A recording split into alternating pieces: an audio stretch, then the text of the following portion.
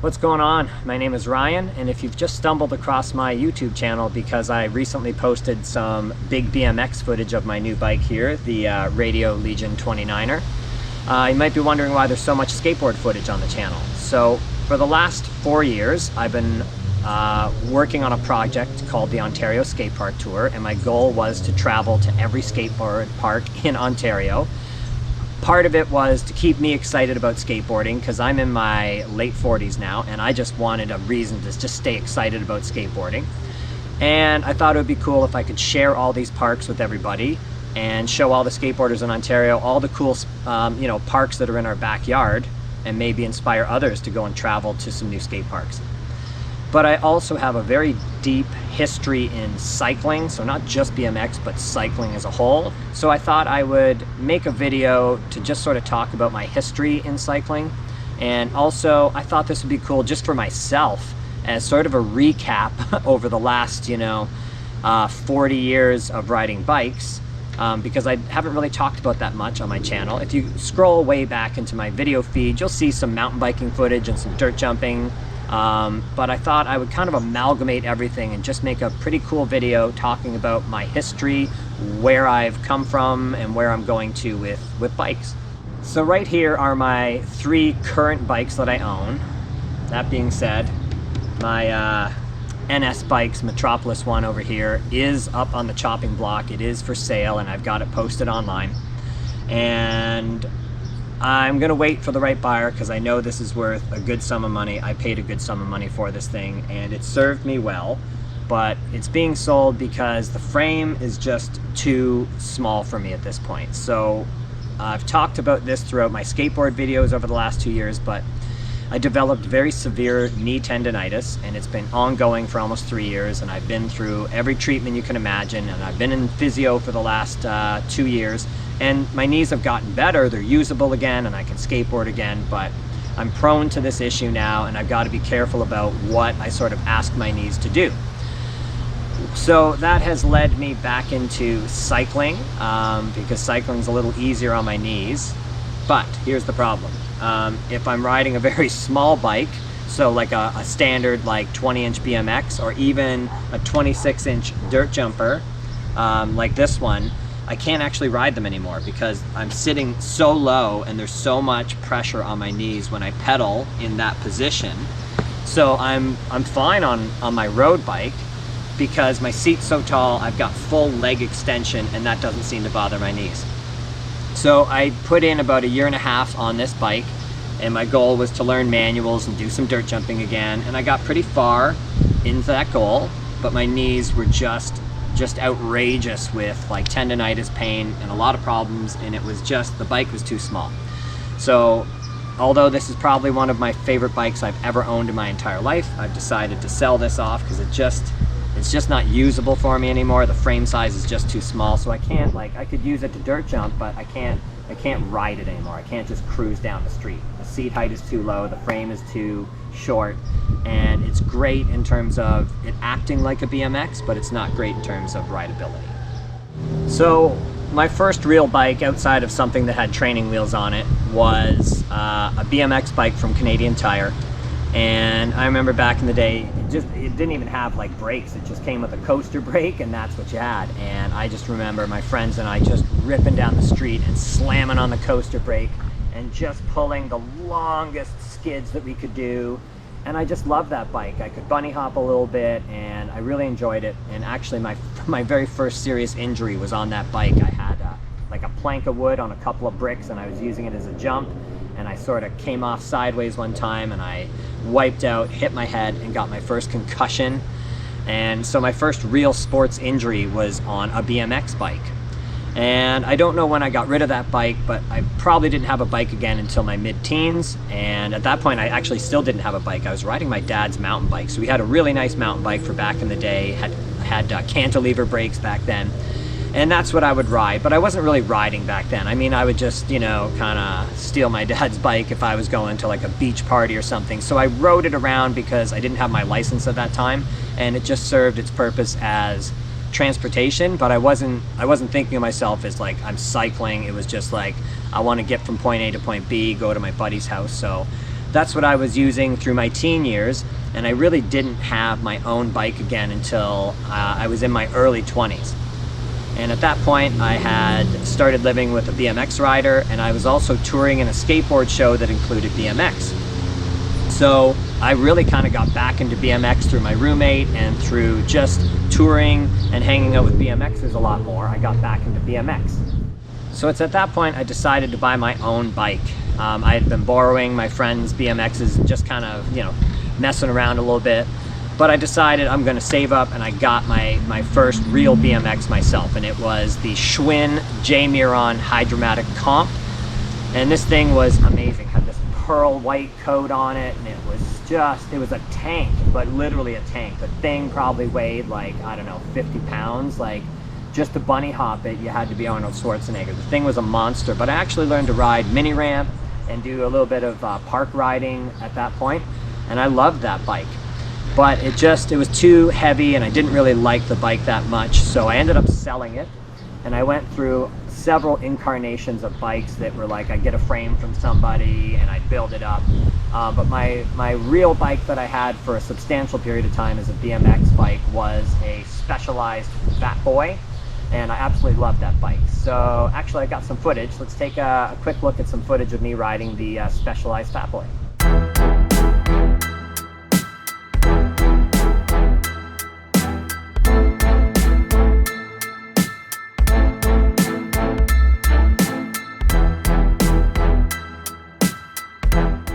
Now, I absolutely loved that bike, but one day my roommate, I was living with this guy named Glenn, who was a hardcore BMX rider, and he came home one day with this bike, and I was like, what the fuck is this thing?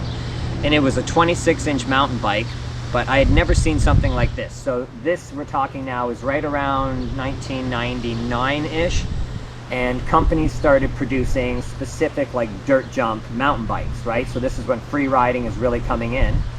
And this just, to me, looked like an oversized BMX, and I was like, what the hell, man? And it had front suspension, so it took a little bit of the bite out of your wrists and shoulders, and it was super short on the geometry and short chain stays, so you could wheelie it and manual it, and it blew my mind. So again, I saved up, and I bought myself a Kona. It was a 2001 Kona Stuff. It had this great sort of like greenish gold paint job, and it was a flashy bike. And yeah, that's the picture of it. And I love this bike. I can't describe how much I love this bike. I had this thing for almost, I would say, 18 years until I sold it. And it went through a lot of reincarnations. I swapped out the forks and put some different like downhill forks on it, and I swapped out the crank sets, and I put a new wheel set on it. And when I bought it, it had V brakes, and I upgraded to a wheel set with disc brakes and did a whole bunch of stuff. And this was really my main bike for that entire duration, for 18 years. And I just fell in love with mountain biking. That's really all I did. I actually took a hiatus from skateboarding for a couple of years and just rode mountain bike. That's all I did. My apologies for the wind, but this was the time I had to make this video, and I cannot control the weather, so I'm trying to speak up over the wind. But if there's some wind noise on the GoPro, my apologies. What can I do? I don't have time to set this up later. I just wanted to get this video rocking, so it is what it is. So in around 2010, a buddy of mine was actually selling his dirt jumper, and I bought it up on a good deal and did the same thing. Totally like changed everything on it. And my goal with this bike, it was a Norco 250, and it was absolutely, next to the Kona, one of my favorite bikes I've ever owned. And my goal was to build this bike up specifically to get it as close to a BMX, because think back in 2010, there were no big BMXs. I know that there were 24-inch cruiser BMXs, but they weren't making 26ers yet, and they certainly weren't making 29ers yet. So I basically rebuilt this thing up from the ground with as many BMX parts as I could put on it. So BMX stem, I had salt like BMX cranks on it, so everything I could do was BMX based. And I loved that bike, but it didn't have the aesthetics. Like I wanted to have 990s for my brakes. Like I wanted it to be true to form to a BMX bike, only in a 26-inch size. So I had both of those bikes, and I really enjoyed them, but at some point I just said, look, they've served their purpose, and I wanted to move on to an actual like proper BMX bike. But let's take a look at some footage of my Kona. And I even went so far in mountain biking as to get put on the flow team for Kona. So I used to get sent a package every month with, you know, tires. Like I was just on flow. I wasn't getting free bikes, but I was getting tires and like a saddle or a backpack or just anything that Kona made. So it was really good. That lasted for about 2 years. And this was the basically one of the videos I made for Kona.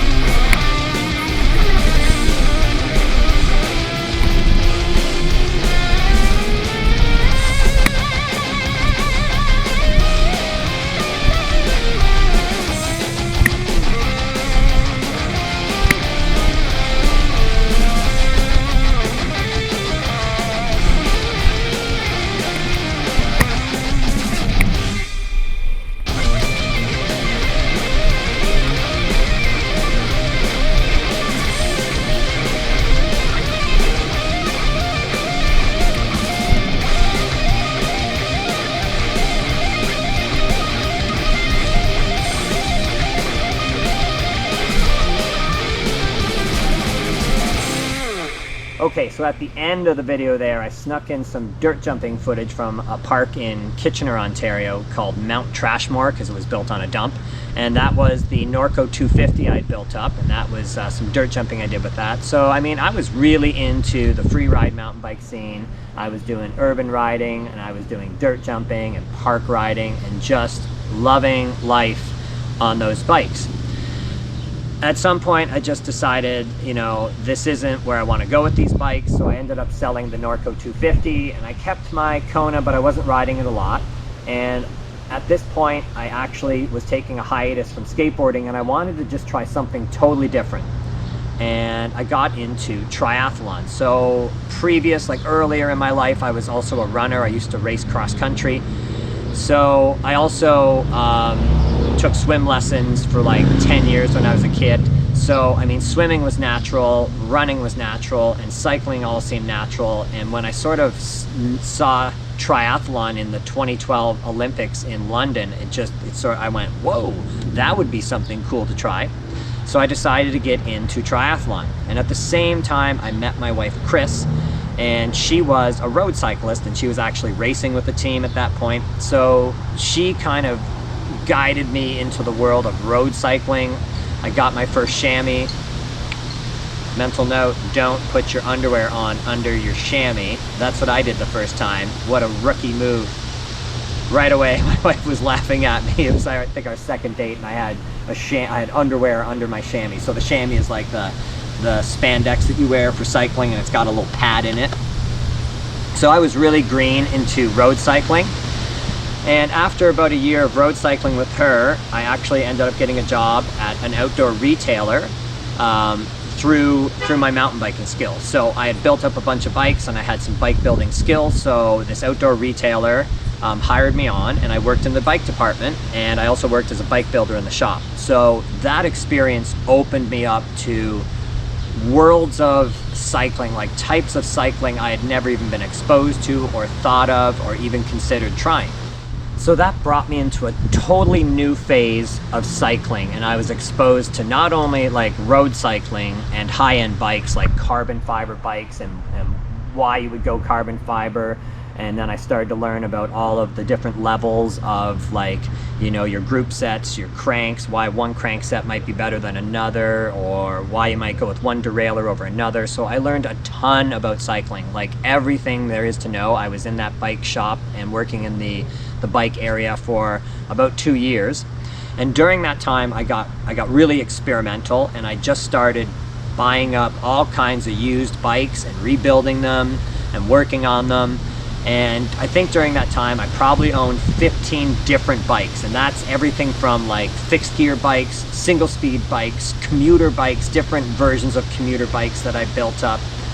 I had a couple of different carbon road bikes, and that's my current carbon road bike. It's a Ridley Crossfire. I had a number of like mountain bikes during that time. I even had a full suspension 29er mountain bike. So I went through a period where I really owned and built and tried a ton of bikes. My wife and I got into bike touring, so we built up a couple of tour bikes like with full racks and panniers, and we did several like little bike tours on our bikes. So I mean, I wasn't skateboarding at the time, and my whole life was cycling. I was doing like 100-kilometer like charity rides every weekend. My wife and I even did a 300K ride one time. So like our focus, like that's what my wife and I did together. We were on bikes, and we just lived on bikes. And this went on for a couple of years. Now this brings me to when I turned 40 years old. So at 40 years old, for some reason I decided I'm getting another BMX bike. Like I just wanted to get back into BMX a little bit. So to celebrate turning 40, I went and bought myself a Sunday Jake Seeley Broadcaster. Had a free coaster hub on it, and this bike was so badass. So there's a picture of me with my new bike right after I bought it. And I rode that bike for a couple of years. I tried everything from riding totally brakeless to just a rear brake to front and back brake. Every kind of style, and I loved that bike. But at some point, as I got a little older, so into my mid-40s now, I'm 48 now, so I think probably about 4 years ago, maybe 5 years ago, my knees just started taking a downturn, and I couldn't really ride the bike anymore. Like I could dirt jump and stuff if I was standing over it, but I couldn't like sit down. I couldn't even sit down and like coast like this on it because the pressure on my knees was so bad. So this was really the start of my knee problems. And after trying to ride this bike for an extra year, I just realized it's not going to happen. It's just not going to happen. So I parted ways with that bike, and I bought myself a 26-inch Sabrosa. So this was, at the time, I was looking for solutions to what to do to the BMX, and then I had realized or discovered that there were companies selling 26-inch BMX, so bigger BMXs, and I thought, whoa, mind blown, right? Let's do this. So after some research, I ordered myself a Sabrosa 26-inch full BMX. So when I say full, what I mean is like the frame was chromoly, like the bars, it came with pegs, like it was just a 26-inch, just a larger BMX. And I rode that bike for about a year, and I really liked it. But one of the things, I guess a couple complaints, it was just too heavy. At that size, in full chromoly steel, the bike was so heavy it was unusable. And I also found I was still at that point like jumping gaps and riding BMX, and I found that my wrists and my shoulders were just getting annihilated from the impact. And I said, look, there's got to be something that's just like, essentially I was taking a step back to the Kona and the Norco 250 style BMX dirt jumpers, and I said, okay, I'm gonna sell this. And you know, I do have the greatest wife on the planet because she just lets me go through this stuff. She lets me buy a bike and use it, and then 8 months later I go, nah, it's not the right bike. And at that point I started looking at something I could buy that was as close to a BMX again as possible, but this time I didn't care about 990 brakes or any of that really BMX specific stuff. I just wanted something that rode nice, had some front suspension. So it led me to this fella, and I ended up buying the NS Metropolis 1 about 2.5, 3 years ago. And the first year I had this thing, I rode it like non-stop. And my goal was to learn manuals. And I started getting there. I started getting manuals, and I was taking it to pump tracks, and I was doing some jumping on it, and I loved it. And right around that time, my knee tendonitis was escalating to a point where I just couldn't do anything anymore, never mind ride. But one of the worst things on my knees was riding a bike like this with the seat height so low, and now I'm pedaling like this with my knees up here, and it was excruciating. So this bike, actually, I have not ridden it in 2 years. It's been hanging in the basement, and I've been hoping that my knees would get better, and they have. But I also know that if I go back to riding this bike, my knees are going to take a downhill slide very quickly. So I've unfortunately had to face reality and realize that this bike is just no longer the bike for me. Okay, so where does that bring us to now? Well, the 29er BMX. So I can now ride this comfortably. The seat height is at a spot where I can ride it with pretty good leg extension, and it doesn't look weird. Like on this, I did have a 350 mil seat post that I bought, and when I rode it comfortably, like let's say I jacked it up, one of the problems was the bike just looked ridiculous. Like there's this super long seat post sticking out, and it just looks stupid. And I think a lot of us, like a lot of the 29er culture I know is all about customization and making the bike look good. And I want the bike to look just as good as it rides.